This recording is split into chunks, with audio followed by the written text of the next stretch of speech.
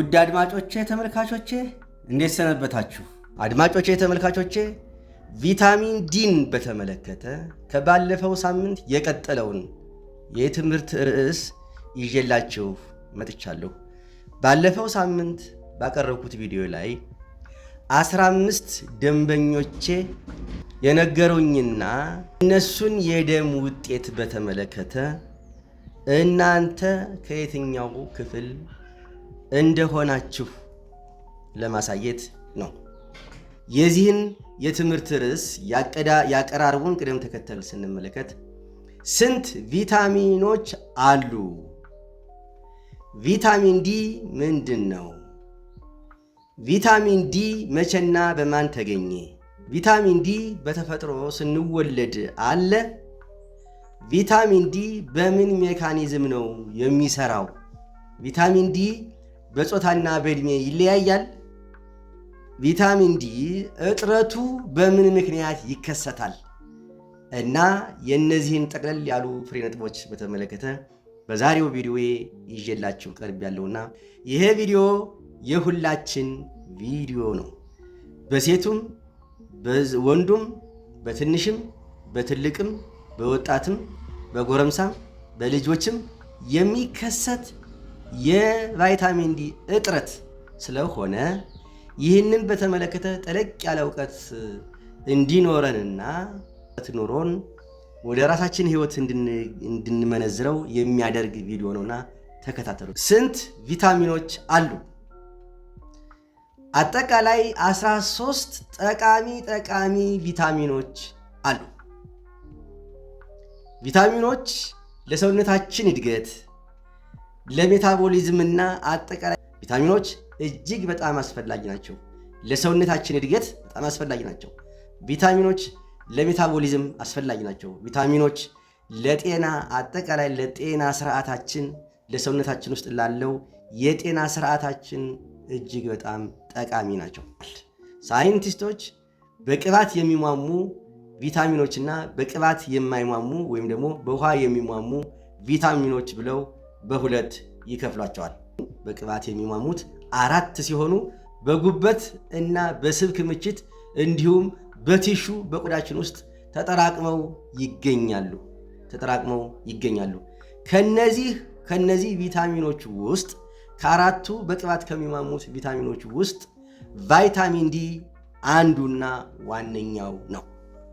ቪታሚን ዲ ማለት በቅባታማ ነገሮች የሚሟሟ በፋት የሚሟሟ ሲሆን ልክ እንደ ሆርሞን የሚያገለግል እና በሰውነታችን ቆዳ ውስጥ በተፈጥሮ የሚገኝና እንዲሁም ከምግብ ይዘት የሚገኝ ወይም የምናገኘው ሆኖ በጉበትና በኩላሊት ውስጥ አክቲቬትድ በመሆን በሰውነታችን ውስጥ ያለውን የካልሲየም መጠንን፣ ፎስፌትን፣ የአጥንት ሜታቦሊዝምን የሚቆጣጠር ጡንቻችንና ነርቭን በመደገፍ የሚታወቅ የሰውነታችንን የመከላከል ብቃት የሚጨምር እጅግ በጣም ጠቃሚ ሰብስታንስ ኬሚካል ንጥረ ነገር ነው። እንዲያው ቪታሚን ዲ መቼ ተገኘ?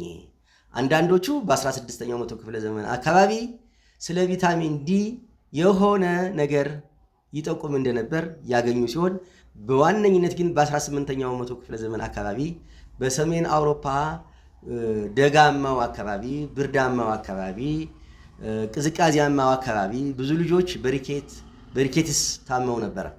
ብዙ ልጆች በሪኬቴሲያ ወይም በሪኬትስ ታመው ነበረ እና ይሄ ነገር ሪኬቲሲያ የሚባል ነገር ከምን መጣ በሚል ይጠይቁ ነበረ እና ሐኪሞች አንድ የገባቸው ነገር እዚህ አካባቢ ያለው የፀሐይ ብርሃን በጣም ዝቅተኛ ስለሆነ ከዚህ እጥረት የመጣ ሊሆን ይችላል የሚል ግምገማና አናሊሲስ ነበራቸው። ሐሳቡ ነበራቸው።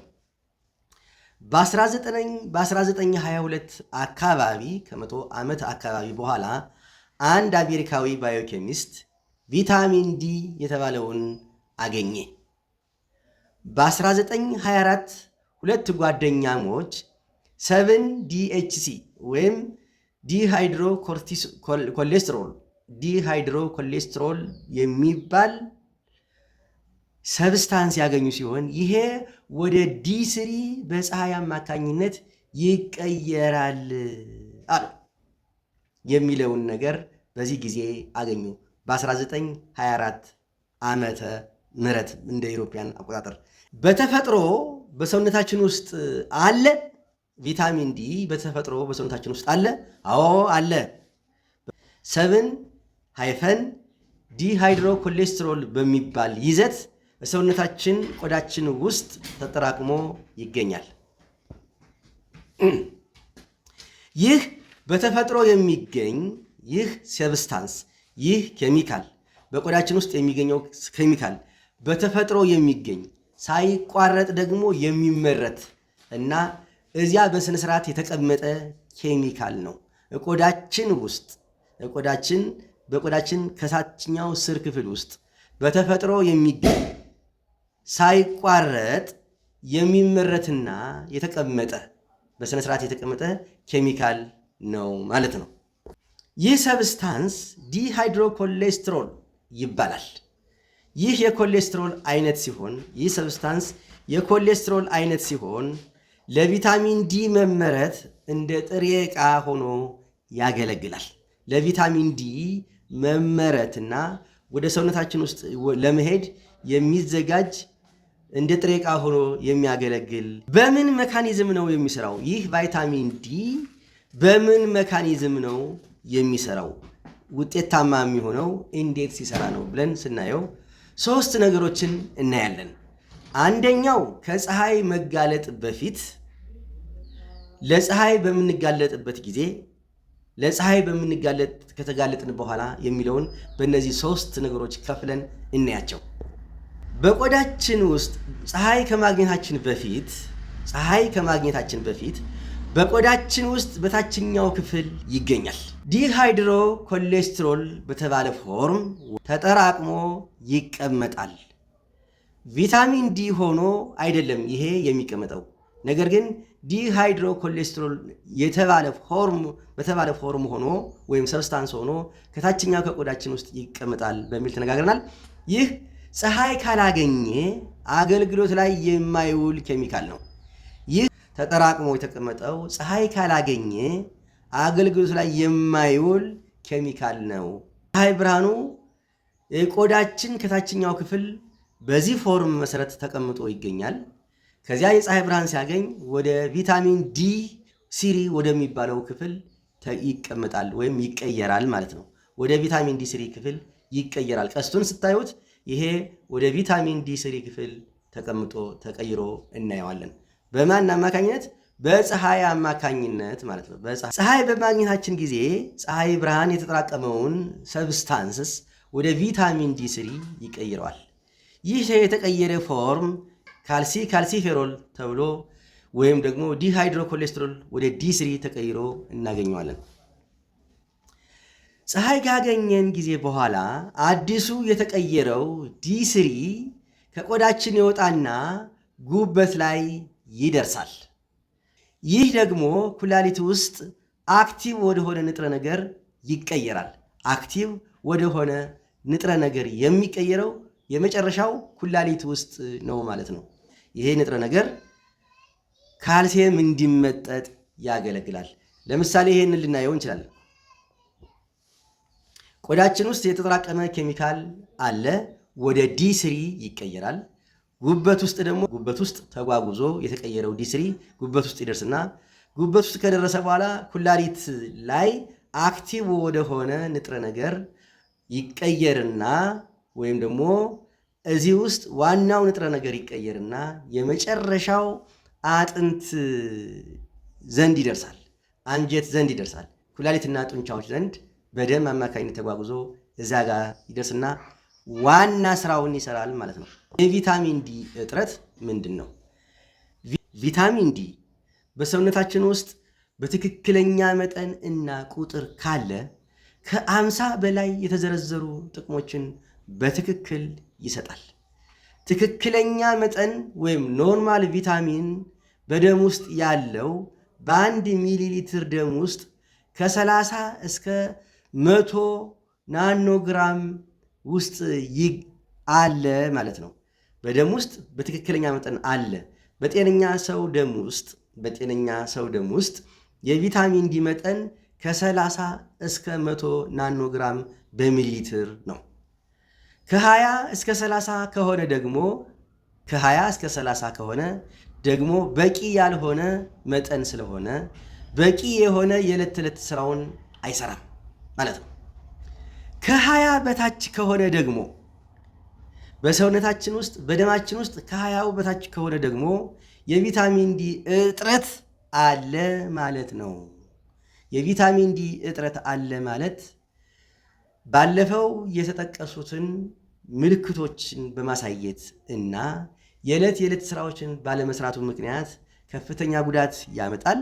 ባለፈው የጠቀስኩላችሁ ቪዲዮ ላይ ያለውን ምልክት እና ወደፊት ደግሞ በስፋት የሚመጣበትን ምልክት በማሳየት የሚከሰት ይሆናል ማለት ነው። የቪታሚን ዲ መጠን በዕድሜ ሲታይ እንዴት ነው?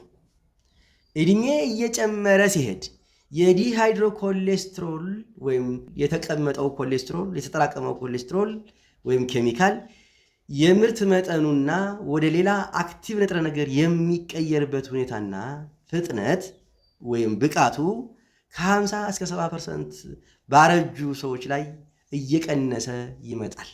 ከወጣቶች ጋር ወይም ከወጣቶች አንጻር ስናነጻጽረው በአረጁ ወይም እድሜያቸው የገፋ ሰዎች ከ50 እስከ 70% ድረስ ያለው የተቀመጠው የዲሃይድሮኮሌስትሮል መጠን እየቀነሰ ይመጣል። እያረጀን ስንመጣ የዲሃይድሮኮሌስትሮል መጠኑ እየቀነሰ ይመጣል፣ ብቃቱ እየቀነሰ ይመጣል፣ የተጠራቀመውም ቁጥር አማውንት እየቀነሰ ይሄዳል ማለት ነው። የቪታሚን ዲ መጠን በጾታ ሲታይስ እንዴት ነው ስንል ደግሞ ወደ አክቲቭ ደረጃ የመቀየር ብቃትና ፍጥነት ከወንድና ከሴት ይለያያል። ለምሳሌ በሆርሞን ምክንያት፣ በቅባት ክምችት ምክንያት፣ በአኗኗር ምክንያት የሴቶቹ የሚቀንስ ሲሆን ውጤታማ የማይሆን ሲሆን የወንዶቹ ደግሞ በአኗኗራቸው ምክንያት በሆርሞናቸው ምክንያት የተሻለ በመሆኑ ምክንያት ወደ የወንዶቹ አክቲቭ የሆነው ቪታሚን ዲ የማግኘት እድሉ ከፍ ያለ ሲሆን የሴቶቹ ደግሞ ይቀንሳል ማለት ነው። እጥረቱ በምን ምክንያት ይከሰታል? ሰውነታችን ውስጥ ወይም ደማችን ውስጥ ያለው የቪታሚን ዲ መጠን 25 ሃይድሮክሲ ቪታሚን ዲ ኮንሰንትሬሽን ኢን ዘ ብለድ በስድስት ዋና ዋና መንገድ ይከሰታል። 5 ሃይድሮክሲ ቪታሚን ዲ ኮንሰንትሬሽን ኢን ዘ ብለድ ያለው ይሄ ነው። ይሄ አማውንት ነው ወይም ይሄ ሰብስታንስ ነው። ይህ በስድስት ዋና ዋና መንገዶች ይከሰታል። እጥረቶች ይከሰታል። አንደኛ በቂ የፀሐይ ብርሃን አለማግኘት፣ ይሄ ሰብስታንስ ይከሰታል። ማርጀት፣ በምናረጅበት ጊዜ ይህ ሰብስታንስ እጥረቱ ይከሰታል። ዝቅተኛ የምግብ ይዘት ያላቸው በመመገብ የቪታሚን ዲ ንጥረ ነገር ያላቸውን ምግቦች በመመገብ ይህ እጥረት ይከሰታል። ከአንጀት ወደ ደም የሚወስደው ወይም የሚሄደው የቪታሚን ዲ እጥረቱ በመኖሩ ምክንያት ወይም በተለያየ ችግር ምክንያት የሚሄደው በመቀነሱ ምክንያት እጥረቱ ደማችን ውስጥ ይከሰታል። የጉበት የኩላሊት ህመም ሲኖር እጥረቱ ደማችን ውስጥ ያለው ቪታሚን ዲ ይከሰታል።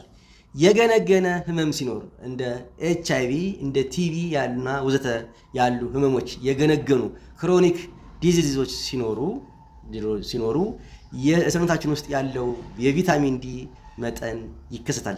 ከዚህም በላይ ባሉ በጣም በርካታ ችግሮች አሉ።